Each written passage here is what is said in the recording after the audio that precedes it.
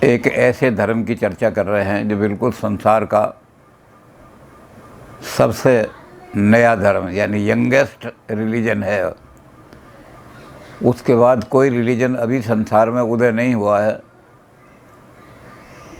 और उसका नाम है सिख धर्म।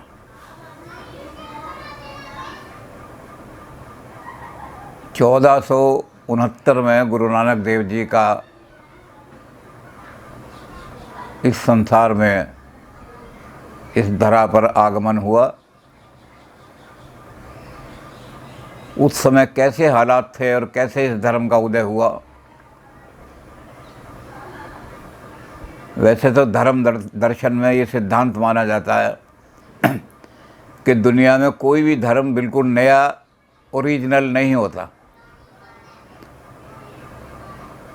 चाहे वो सेमेटिक धर्म हो और चाहे वो वैदिक धर्म हो।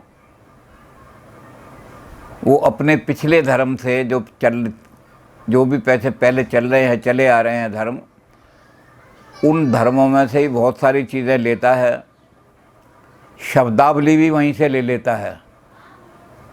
कुछ कथाएं भी होती है पुरानी, उन कथाओं को, प्रचलित कथाओं को भी वो ऐसे के ऐसे ही स्वीकार कर लेता है और फिर उनके अंदर संशोधन करके कुछ नए सिद्धांत होते हैं उनको नए सिरे से उनकी व्याख्या करके पुरानी शब्दावली को ही दे करके और नया उनका स्वरूप दे करके, नया कपड़ा पहना करके वो सब लोगों के सामने रखता है। ऐसा धर्म दर्शन में सारा उन्होंने दिखाया है। सेमेटिक धर्म में भी ऐसे ही हुआ है कि इस्लाम धर्म जब मोहम्मद साहब ने चलाया, उस समय जो प्रचलित धर्म था, ईसाईयत छाई हुई थी, तो बहुत सारी चीज़ें ईसाईयत से ही उन्होंने ली। एडम और ईव की कहानी भी वहीं ली। बहुत सारे जो एंजल्स हैं उनके नाम भी उन्होंने उससे लिए। नाम थोड़े से हेब्रू की बजाय उन्होंने थोड़ा उसको अरबी में कर दिया, लेकिन वो ऐसे के ऐसे ही ले लिए। जैसे जिब्राइल है कुरान शरीफ के, तो ये हेब्रू में गैब्राइल, जी जो है ये दोनों तरह से बोला जाता है। जी का प्रोनाउंसिएशन गा भी होता है और जी का प्रोनाउंसिएशन जा भी होता है। तो जो हेब्रू भाषा में गैब्राइल था, उस गैब्रियल को इन्होंने जा कर के जिब्राइल कर दिया। इसी तरह से वहाँ माइकल था, इन्होंने माइकल का माइकल जो था उसको मी कर दिया, अरबी में मीकाइल। तो सेमेटिक धर्मों में बहुत सारी चीज़ें ऐसी की ऐसी धर्म दर्शन के जो ज्ञाता है उन्होंने बताया कि पुराने धर्मों से ही बहुत सारी शब्दावली और बहुत सारे सिद्धांत उनको लेकर के उनको नया तोड़ करके मिला जुला करके फिर नया रूप दे करके जब खड़ा किया जाता है तो उसको हम कहते हैं कि नए धर्म का उदय हो गया। तो सिख धर्म को वैसे तो हम कहते हैं कि एक नया धर्म है, लेकिन इसमें भी ऐसे ही हुआ है कि बहुत सारी शब्दावली, बहुत सारे सिद्धांत जो पहले प्रचलित जो यहाँ धर्म था उसमें से उन्होंने ले ली गुरु नानक देव जी ने। अब उस समय के जो हालात थे वहाँ ये ज़रूरी हो गया था कि एक नए धर्म का उदय होना चाहिए, क्योंकि जो पुराने धर्म चल रहे थे उनमें बहुत सारे विकार आ गए थे। कारण उसका ये था कि एक नई संस्कृति हिंदुस्तान में आई थी जिसका नाम था मुस्लिम संस्कृति। मुसलमानों ने 11वीं शताब्दी यानी 1050-1060 के करीब भारत में प्रवेश करना शुरू किया, आक्रमण करने शुरू किए। शुरू में जो महमूद गजनवी आया उसका तो एक ही उद्देश्य था कि मंदिरों में जो दौलत पड़ी हुई है, अपार धन पड़ा हुआ है मंदिरों के अंदर, सारे मंदिर महंतों के विलासता के अड्डे बने हुए थे।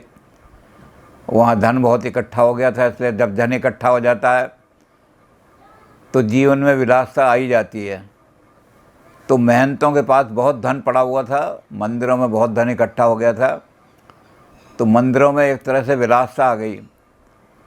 और उस विलासता का एक जो रूप था वो बहुत ही विकृत रूप था, जो दक्षिण की ओर प्रकट हुआ, वो था देवदासियाँ। देवदासियों के पीछे सबसे पहले तो ये थी परंपरा कि भगवान के मंदिर में जा कर के गान करो, नाचो, नृत्य करो, तो भगवान को संगीत बड़ा पसंद है। लेकिन बाद में वो देवदासियाँ जो थीं देवदासियाँ वो बिल्कुल वैश्या जैसी बन गईं। और महंत जो थे वो उनके साथ व्यभिचार करके संतान उत्पन्न करते थे। क्योंकि पता नहीं होता था कि संतान किसने उत्पन्न की, इसलिए उनका नाम हरिजन रख दिया जाता था, ये भगवान की दी हुई संतान है। तो ऐसी हालत में बड़ी पतन अवस्था धर्म की आ रही थी। जो प्राचीन धर्म है उस धर्म की बड़ी प्राचीन, और उसका फ़ायदा उठा करके आक्रमणकारियों ने मंदिरों को लूटना शुरू किया, तोड़ना शुरू किया। महमूद गजनवी तो सोमनाथ तक, गुजरात तक तोड़ते चले गए मंदिर। और सोमनाथ का मंदिर जो बहुत बड़ा मंदिर था, जहाँ खम्बा भी, एक पिलर जो था वो सोने का ही बना हुआ था, जहाँ भगवान शंकर की मूर्ति थी, उस सोने के पिलर को भी उखाड़ करके ले गया वो। तो ये आक्रमण शुरू हो गए थे हिंदुस्तान पर, और हिंदुस्तान बड़ा निस्तेज हो गया था लगातार। यानी 400 कुछ में आक्रमण शुरू हुए, और सिख धर्म का उदय जो हुआ वो 1100 के बाद, ये 1469 में तो पैदा हुए, 400, और इनके जब ये भी पैदा हुए तो 500, 450 साल इन्होंने। उसके बाद जब मोहम्मद गौरी आया तो वो इस दृष्टि से आया कि इस्लाम का प्रचार करें हिंदुस्तान में, सारी दुनिया में हम तलवार के ज़रिए से इस्लाम फैला रहे हैं। तो वो हिंदुस्तान में सेटल होने के लिए आया। पृथ्वीराज से उसकी लड़ाई हुई, और पृथ्वीराज को सारे हिंदुस्तान ये मानता था कि पृथ्वीराज जैसा वीर योद्धा, युद्ध करने वाला शक्तिशाली आदमी कोई है नहीं हमारे यहाँ। लेकिन जब पृथ्वीराज का पतन हुआ तो इन्हें लगा कि मुसलमानों की शक्ति बहुत तकड़ी है, और एकदम ही इनमें निराशा छा गई सारी की सारी। उसके बाद कोई राजा छोटा इतनी हिम्मत नहीं कर सका कि बाद के जो आक्रमणकारी थे, तुगलक आए, लोदी आए, खिलजी आए। खिलजियों ने तो बहुत अत्याचार किए, कट्टर थे वो, तो उन्होंने हिंदू धर्म को बिल्कुल निस्तेज कर दिया। इतना डरपोक हो गया हिंदू के राजा के राज सत्ता के खिलाफ बोलने वाला कोई आदमी पैदा नहीं हुआ। तो ऐसी हालत में, निस्तेज हालत में सारा भारत पड़ा हुआ था राजनीतिक दृष्टि से। और इसलिए उस समय जब बाबर का आक्रमण हुआ तो एक भी आदमी, बड़े बड़े साधु सन्यासी जो थे, जो धर्म का प्रचार का लबादा ओढ़े बैठे थे, किसी ने एक शब्द भी बाबर के खिलाफ नहीं बोलने की हिम्मत की। किसी की वाणी उठा के देख लो, कबीर ने सारे हिंदुस्तान के अंदर भक्ति फैलाई, बल्कि सप्तद्वीप 9 खंड में भक्ति का फैलाने वाला आदमी कबीर था। लेकिन कबीर ने कहीं मुसलमानों के खिलाफ कि आक्रमणकारियों को हिंदुस्तान से निकालो, हिंदुस्तान को स्वतंत्र कराओ, उनके खिलाफ एक शब्द भी नहीं लिखा अपनी वाणी में। सूरदास जी ने तो सारी वाणी ऐसी लिखी कि राधा के साथ नृत्य हो रहा है, राधा कृष्ण चले गए हैं तो राधा रो रही है, विरह के गीत लिख दिए, भंवर गीत लिख दिए सारे। लेकिन कहीं कोई राजनीतिक दृष्टि से जिनके हम गुलाम हो गए, उन गुलामों के खिलाफ कोई आवाज़ उठानी है, एक लाइन भी नहीं उनकी कविता में मिलती। जबकि भक्ति मार्ग का, कृष्ण भक्ति मार्ग का प्रचार करने वाले बहुत तकड़े आदमी थे। और मीरा तो खैर बेचारी महिला थी, वो क्या करती प्रचार। लेकिन मीरा की पोइट्री में भी कहीं कोई ऐसी एक शब्द भी नहीं है जो आक्रमणकारी, जो हमारी संस्कृति को मिटा रहे थे, जो हमारे मंदिरों को तोड़ रहे थे, विध्वंस कर रहे थे इस देश के अंदर, और तलवार के द्वारा अपना धर्म फैलाना चाहते थे, उनके खिलाफ़ बोलने वाला हिंदुस्तान में कोई नहीं था, सारे हिंदुस्तान में। ऐसी निस्तेज हालत में अगर कोई आदमी बोला जिसने हिम्मत की बोलने की, तो वो गुरु नानक देव जी थे। गुरु नानक देव जी ने अपनी वाणी में बाबर की बड़ी निंदा की है। अपने शिष्य को, लालू को, उन्होंने कहा कि लालू पाप दी जंज लेके आया। ये जो है बाबर अब हिंदुस्तान में पाप की फौज लेकर के आ गया है। बाबर खुद ही कहता था, बाबर बैश कोश के आलम दोबारा ने, हिंदुस्तान जैसी आबो हवा, हिंदुस्तान जैसी क्लाइमेट, हिंदुस्तान जैसे यहाँ बाग बगीचे और हरियाली, ये हमारे देश में कहाँ, ईरान में ऐसा। तो पहले पठान आए थे, फिर ये मुग़ल आए। पठान बहुत ज़्यादा क्रूर थे, मुग़लों ने भी वही शक्ति रखनी, तो बाबर ने अत्याचार करने शुरू किए। तो गुरु नानक देव जी ने उस समय आवाज़ उठाई, अब हिंदुस्तान के अंदर पाप ही पाप फैलेगा। क्योंकि बाबर ने अपनी चिट्ठी में लिखा कि मैं ऐसे देश में आ गया हूँ जहाँ हमारे देश में तो एक बार बाहर आती है, यहाँ बाहर का मौसम 2 बार आता है। एक को ये सावन कहते हैं और एक को ये फागन कहते हैं, और दोनों में प्रकृति सारी नाचने लगती है, आदमी मस्ती में भर जाता है, इसलिए खूब एंजॉय करने का मौका होता है। तो ये देश ऐसा है जहाँ आदमी को अपना जीवन बाबर बैश कोश, जितना ऐश किया जा सके कर, कि आलम दोबारा नहीं आएगा, तो पैदा नहीं होगा, इसलिए यहाँ हिंदुस्तान में जितना ऐश कर ले। तो गुरु नानक देव जी ने कहा कि बाबर जो है पाप की जंज लेकर आया लालू, अब हिंदुस्तान में पाप फैलेगा सारा। और जब बाबर ने इलाहाबाद पर हमला किया, तो इलाहाबाद पे इतनी मारकाट की उसने, इतनी मारकाट की, लूटा वहाँ पर जाकर के इलाहाबाद में, कि गुरु नानक देव जी को भगवान से शिकायत करनी पड़ी। गुरु नानक देव जी ने भगवान को बुलाना दिया, एनी मार पई कुड़ाने तैंकी दर्द न आया। इतनी मार पड़ी है, इतनी पार पड़ी है, दुनिया तड़पने लगी है, और उस तड़प रही है दुनिया बिल्कुल ऐसे, तुझे ज़रा सा भी दर्द नहीं आया। खुरासान खसमाना कीता, हिंदुस्तान डराया, आप अपना दोष लेवे करता, जमकर मुग़ल चढ़ाया, ऐनी मार पई कुड़ाने तय की दर्द ना आया। और फिर कहने लगे बाद में कि देखो, अगर कोई शक्तिशाली आदमी किसी शक्तिशाली से लड़े तो कोई बात नहीं, वो वीरता का प्रदर्शन कर रहे हैं, मुझे कोई दुख नहीं होगा। लेकिन एक शक्तिशाली आदमी जब निहत्थे लोगों को, गरीब लोगों को केवल अपने लूट मार के लिए लड़ता है, तो मेरा हृदय कांप जाता है, मानवता कांप जाती है। तो उन्होंने भगवान से कहा कि जब इतना जुल्म हो रहा है कि एक आदमी जो बड़ी सेना लेकर के, फौज लेकर आया है, और वो निहत्थे आदमियों को, गरीब आदमियों को लूट रहा है, उनकी स्त्रियों को उठा करके मुसलमान ले जा रहे हैं, काबुल में जा करके 2-2 रुपए में बेच रहे हैं, तो तय की दर्द नहीं आया। तू बैठा हुआ देख रहा है, तू दुनिया का मालिक है, दुनिया का करता है, तू देख रहा है, और तुझे कोई दर्द नहीं आया ऐसी हालत में। तो सिर्फ गुरु नानक देव जी बोल सकते थे और कोई नहीं। ऐसी यही हालत धर्म की हो रही थी। जैसी राजनीति के लोग सब लोग बिल्कुल निस्तेज पड़े हुए थे, और क्या हो रहा था कि वो ये कह रहे थे कि एक ही तरीका है बचने का, या तो मुसलमानों की शरण में चले जाओ, गुलामी स्वीकार कर लो। और गुलामी स्वीकार करने का एक ही तरीका है कि राजनीति के बारे में एक भी बात ना कहो, चिमटे खड़काओ, मजीरे बजाओ, ढोलक बजाओ, और भक्ति मार्ग अपना लो। भक्ति मार्ग खूब पनपा इसलिए कि उन लोगों को कोई बचने का सहारा नहीं था। उन्होंने कहा एक ही सहारा भगवान का, तो भगवान के सहारे क्या करो, मंदिरों में जाके, सत्संगों में जाके। तो सारे आदमी जो थे वो ढोलक चिमटे बड़ा वाले हो गए। किसी आदमी में एक भी साहस नहीं था जो हिंदुस्तान में आवाज़ उठा सके कि हमारे धर्म की रक्षा करने के लिए कोई आदमी 2 शब्द भी कह सके।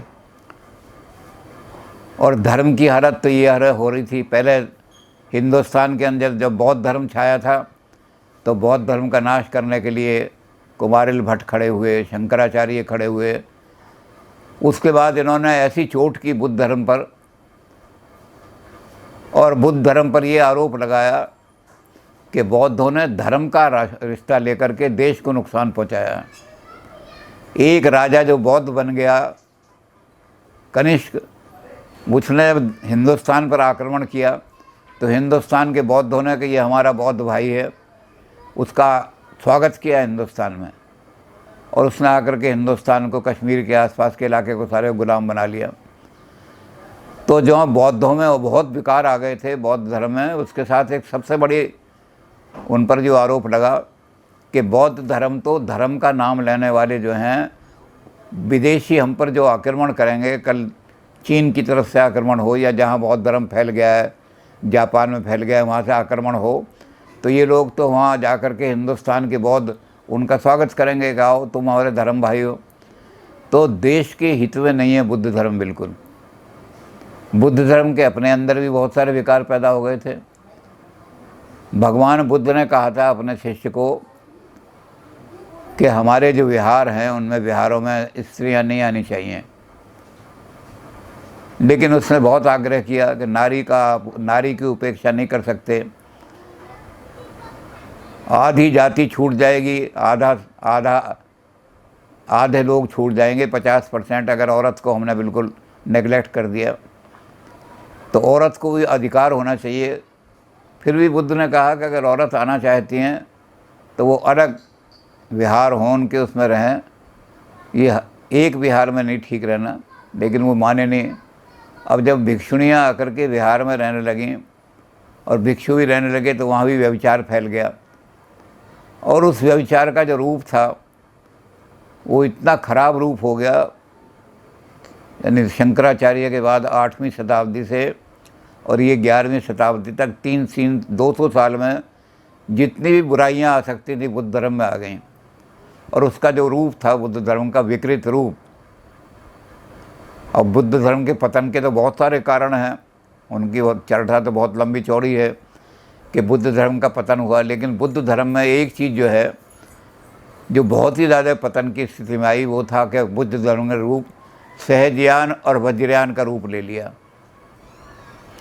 और वज्रयान के बारे में ये था कि वज्रयान वाले 5 सिद्धि के मार्ग में 5 मकारों को मानते थे। मांस खाओ, मीन का इस्तेमाल करो, मछली खाओ, मदरा पियो, मुद्रा इकट्ठी करो, और मैथुन।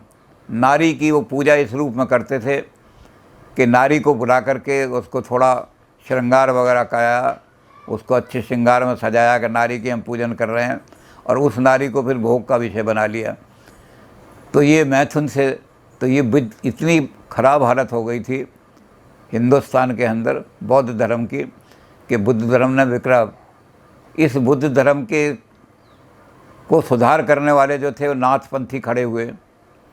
नाथों ने जो 5 मकार थे उनके नए सिरे से उनकी व्याख्या करके और वो जो विकार था उसको दूर करने की कोशिश की, जो वज्रयान में बिल्कुल आ गया था कि ओपन सेक्स, खूब सेक्स करो, खूब शराब पियो। इसका नया रूप जो था इन्होंने नाथों ने दिया, लेकिन नाथों के अंदर भी बहुत विकार आ गए थे और नाथ धर्म भी पतन की ओर जा रहा था। गुरु नानक देव जी की कई जगह उनसे गोष्ठियाँ हुई और उन्होंने उनको बताया कि तुम अब बिल्कुल नीचे की तरफ जा रहे हो, सही रास्ता नहीं है तुम्हारा। तो धर्म की इस तरह की हालत हो गई थी।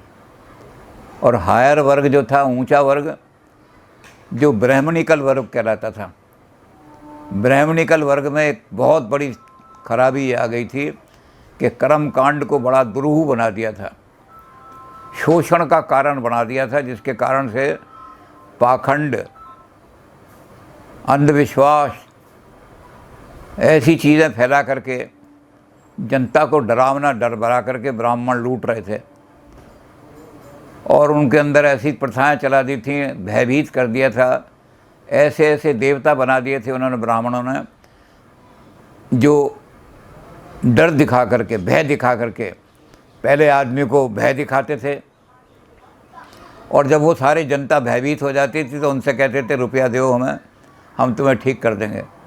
जैसे शनिचर का भद्रा का, ऐसे ऐसे उन्होंने चीज़ें निकालनी शुरू कर दी।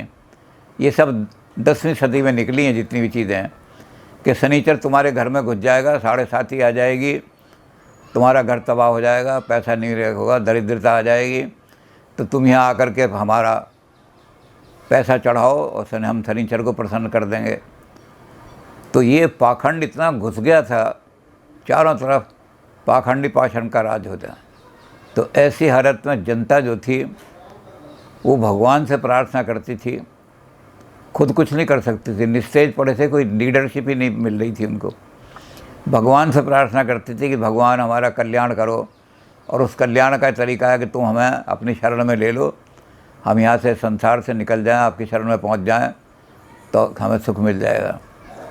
तो ऐसी हालत के अंदर ज़रूरी था ये कि इस पाखंड का नाश करने वाला, जो हर जगह अंधविश्वास का नाश करने वाला, विकारों का नाश करने वाला जो धर्म आ गए हैं, और राजनीतिक दृष्टि से जो आदमी बिल्कुल निस्तेज हो गए हैं, उनको भी खड़ा करने वाला, बाबर जैसे अत्याचारी के खिलाफ बोलने वाला। जब उन्होंने कहा कि गुरु नानक एक साधु ये बाबर के खिलाफ़ बोल रहा है, तो जनता में भी आवाज़ आई कि बाबा हम भी खड़े हो सकते हैं क्या बाबर के खिलाफ़। और बाबा ने क्या, क्यों नहीं हो सकते, अपने धर्म का सहारा लेके खड़ा हो। तो लोगों के अंदर हर तरह से जान डालने की ज़रूरत थी। उस समय गुरु नानक देव जी का प्रादुर्भाव हुआ। ऐसे समय में सारा चारों तरफ पता नहीं पतन था, और उस समय गुरु नानक देव जी आए, इसलिए जो गुरु नानक उनका जब आविर्भाव हुआ तो लोगों ने कहा धन गुरु नानक प्रगटिया, मिटी धुंध जग चांदन होया। जितनी धुंध फैला रखी थी नाथों ने और पाखंडी ब्राह्मणों ने, कर्मकांडी ब्राह्मणों ने, यज्ञ इतने ऐसे बना दिए थे, यज्ञ जिसमें हज़ारों रुपए की बर्बादी होती थी और उसमें कुछ फ़ायदा नहीं होता था। लेकिन वो कहते थे इस यज्ञ को करोगे तो तुम्हारे बेटा हो जाएगा, इस यज्ञ करोगे तो तुम्हारा दरिद्र दूर हो जाएगा। वो दरिद्र दूर होने के बजाय और 10-20 हज़ार रुपये खर्च हो जाते थे उनके। तो ये सारी चीज़ें जो थीं, जो समाज को लूटने वाली कुरीतियाँ, पाखंड, तो इसलिए कहा कि मिटी धुंध, ये सारा धुंध छा गया था सारे तक। एक भी रिलीजन ऐसा नहीं था जो रियल मानव को मानव बना सके। सारे जितने धर्म थे, चाहे बौद्ध धर्म का भी पतन हो गया, वज्रयान बन गया वो बौद्ध धर्म, वाम मार्ग भी फैलना शुरू हो गया थोड़ा थोड़ा। तो इस धुंध को कौन मिटाता? तो गुरु नानक देव जी के बारे में कहा कि मिटी धुंध, धन गुरु नानक प्रगटिया। धन है, भारत का भाग जाग गया उस दिन, भारत धन्य हो गया उस दिन जिस दिन गुरु नानक देव जी का जन्म हुआ।